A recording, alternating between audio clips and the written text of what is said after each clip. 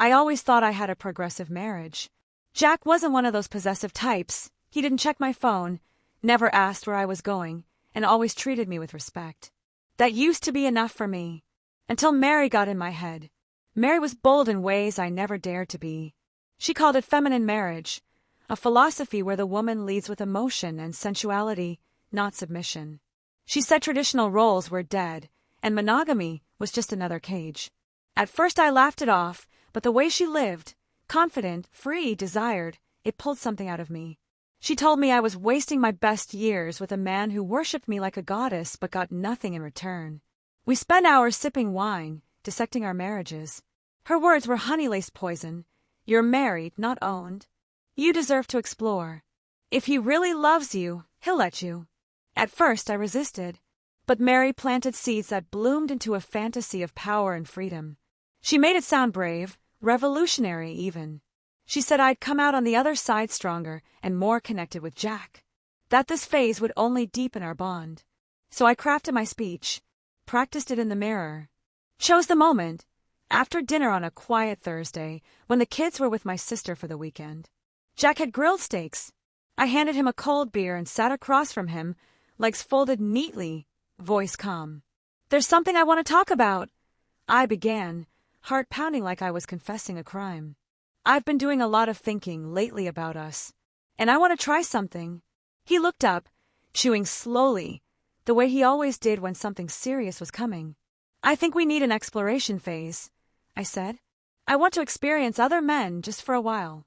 Not because I don't love you, but because I need this, and I believe, deep down, this could make us stronger. Jack didn't yell, didn't slam his glass, or call me names. He just watched me for a long, eerie moment, then nodded once.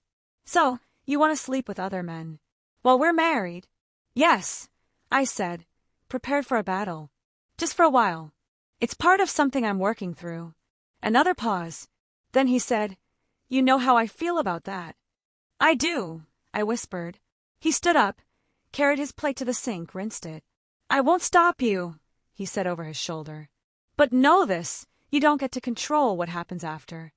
That last sentence stuck in my head, but I chose to hear it the way Mary would, as a sign of reluctant support. A quiet man's way of letting me grow. After he went to bed, I texted Mary. He didn't forbid it. He said he won't stop me. Her reply came seconds later. That's a win. You're doing this, babe. The new you starts tomorrow. And just like that, I felt powerful. Electric. Like a queen with the keys to a kingdom I hadn't dared to touch until now. The next evening felt like the beginning of a new life. I stood in front of the mirror in a dress I hadn't worn since my last birthday. Tight, short, unapologetically red. Mary helped me pick it. If you're going to step into your power, she'd said, dress like you already own it. I took longer than usual with my makeup, opting for bold lips and smoky eyes. My hands trembled just a little, not from nerves, but from anticipation. I wasn't doing something wrong. I was becoming who I was always meant to be. At least, that's what I told myself. Jack wasn't home when I left. His truck was in the driveway, but the lights were off. I didn't look for him. The club pulsed with music and heat. Mary waved from the bar, dressed in all black with a gold choker that gleamed under the neon lights. With her were Larry and Josh, two of our coworkers from the marketing team. Both had flirted with me for months. Tonight, I was giving one of them the green light. Damn, Kayla, Josh said as I approached. You clean up scary good. I laughed, brushing his arm. Mary leaned in and whispered, He's ready. He's been waiting for this. We danced. I let go. I let Josh pull me close, hands low on my back, lips grazing my ear. We kissed on the dance floor, openly, hungrily. It felt reckless and raw and intoxicating. I didn't think about Jack. I didn't think about what this meant beyond tonight. At 1:30 a.m., we stumbled into my house, laughing like teenagers. I led Josh into the bedroom, my bedroom, our bed, and stripped away the last of my shame. We didn't just have sex. I made love to the idea of freedom. I wrote it like it owed me something. Afterward, he passed out.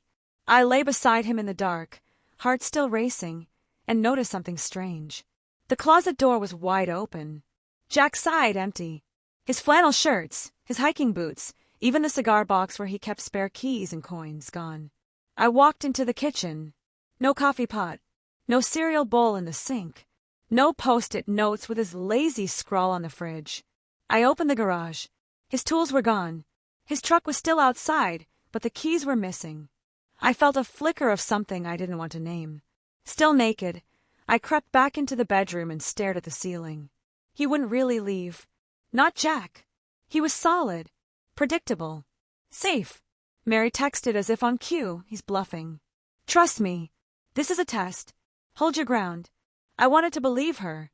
I curled into Josh's sleeping body and told myself this was just a transition. Jack would come around. He'd understand. He always did. And if he didn't, then maybe he was never the man I needed. In the morning, I'd plan my next encounter, with Larry maybe. Mary said keeping momentum was important. Consistency would normalize the shift. I believed her. I had to.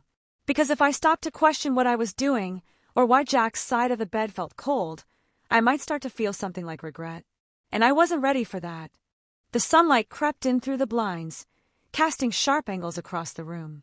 Josh was snoring softly beside me, oblivious and spent. The sheets smelled like sweat, cologne, and something else, guilt, maybe. I stretched, expecting the smell of coffee and eggs wafting in from the kitchen like it always did after Jack's early Saturday mornings. But the house was silent. Still, I wrapped a robe around myself and padded barefoot into the hallway. No breakfast. No sound of Jack's morning podcast murmuring from his phone.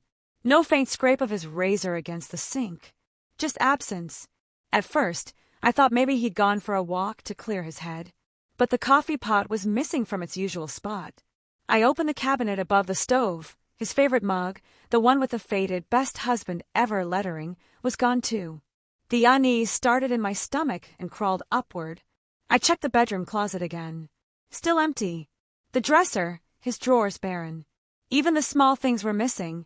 The ugly knitted socks his sister gave him, the camping gear catalog he used to leave on the floor, his cologne bottle. I opened the garage again. This time I really looked. No drill. No toolbox. No gym bag. Only my things remained. The truck. I nearly ran outside barefoot, but it was still in the driveway, glinting under the morning sun. I pulled the door handle. Locked. Back inside, I looked for his spare key. The cigar box where he always stashed it. Gone. He'd left. Completely. Quietly. Strategically. I sat on the edge of the couch, robe tightening around me like a noose. My heart started to race. I wanted to call him, but something stopped me. Mary's words. Don't chase. Let him stew. This is part of the resistance phase. He'll come back when he realizes he has no control. Still, I texted him. Jack, can we talk? No response. I waited, then sent another. I think maybe I misunderstood your tone the other night. Can we meet later? Nothing.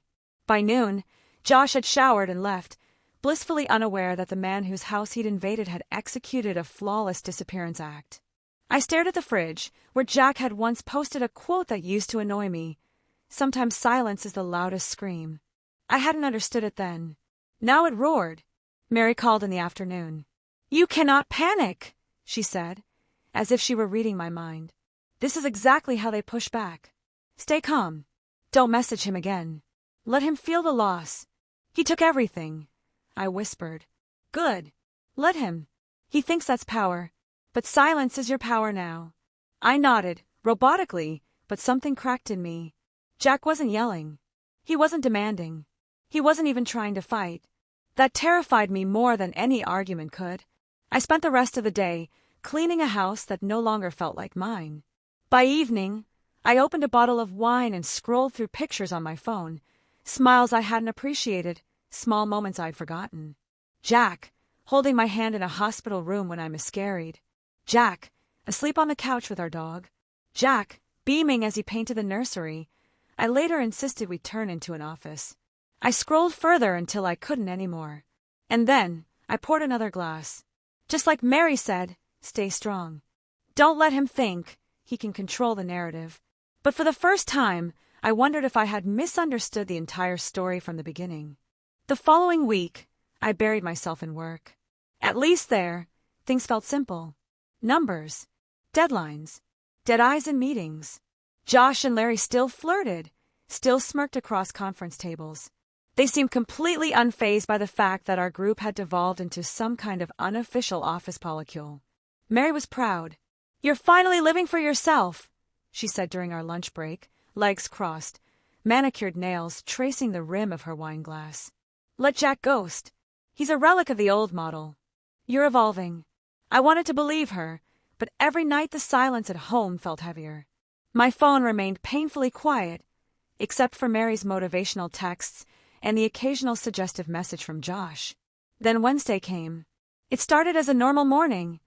I got to work 10 minutes late, iced coffee in hand, blouse just revealing enough to make Josh do a double take. But as I rounded the corner toward my cubicle, I saw a man in a navy blazer standing next to our HR director. He was holding a stack of envelopes. "Kayla Thompson?" he asked, turning to me. I paused, confused. "Yes." He handed me a thick manila envelope. "You've been served."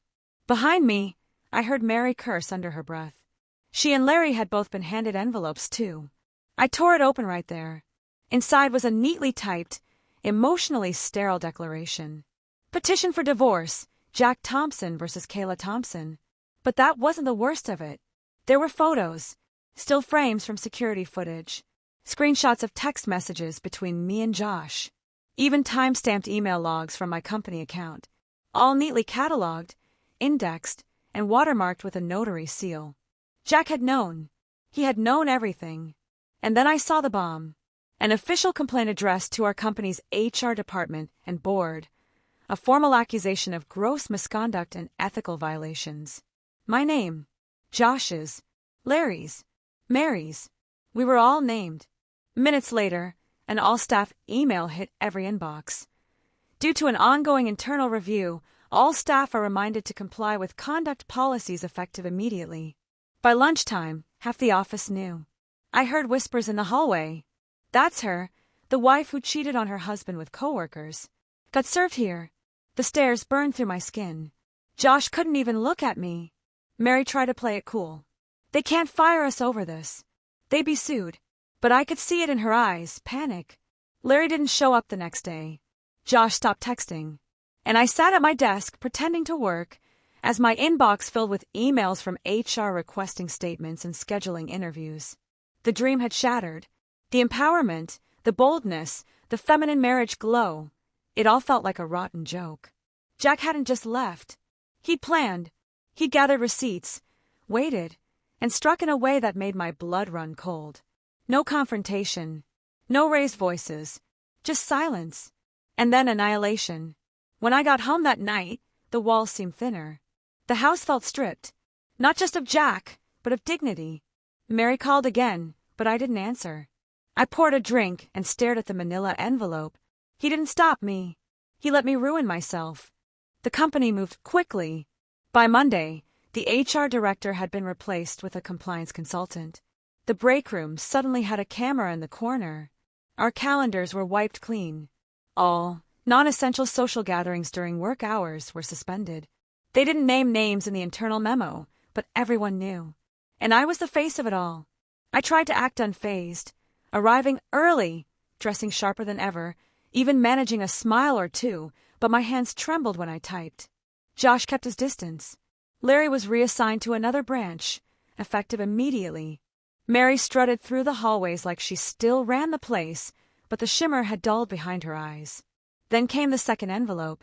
This one wasn't handed to me at work. It was delivered by certified mail to my doorstep.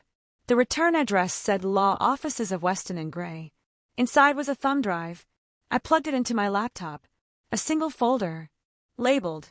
Evidence. Click. Dozens of audio files. Jack had bugged our living room. Our bedroom. Even the back patio. I heard myself laughing at Jack behind his back with Mary. Heard Josh bragging about finally cracking the married ice queen. Heard Mary telling me, he's too weak to leave. Just keep pushing. Each file had a date and timestamp. He'd cataloged everything. There were also videos. Security camera clips showing me sneaking Josh out of the house at 3 a.m. footage of me kissing Larry in the parking garage at work. All of it tied together in a signed affidavit from a private investigator, Jack's cousin, apparently.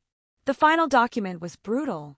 This evidence will be submitted to all relevant departments, legal and employment, to defend the plaintiff's position during divorce proceedings and protect his financial and reputational interests.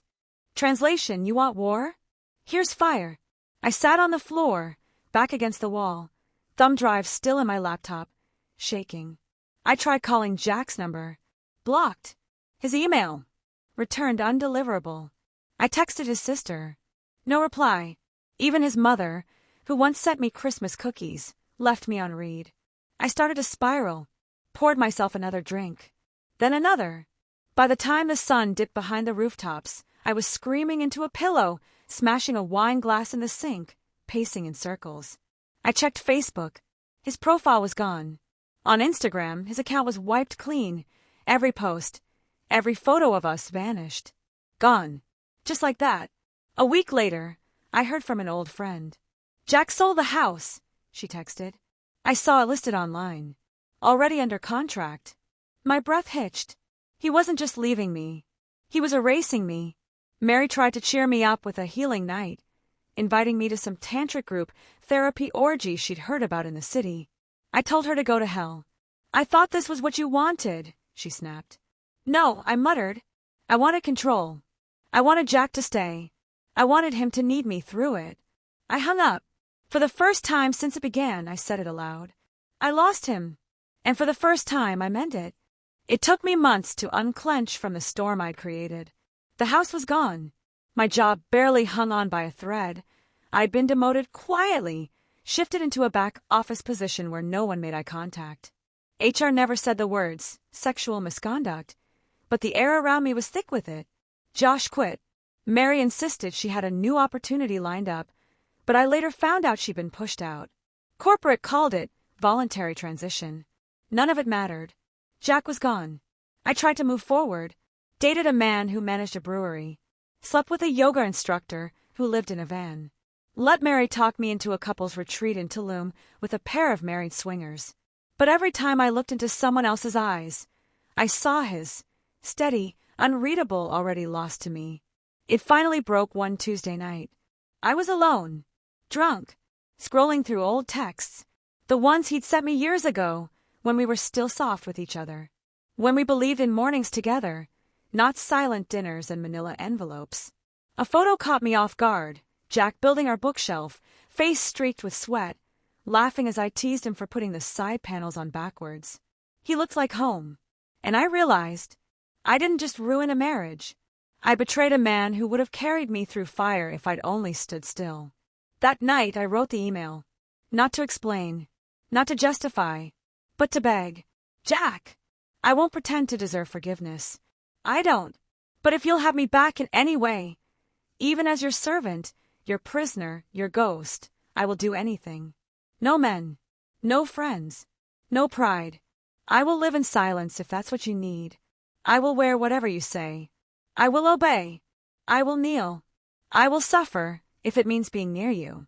I see it now. I see you now. Please. I'm not asking for love. Only a chance to exist in your world again. I hit send. No reply that night. None the next day.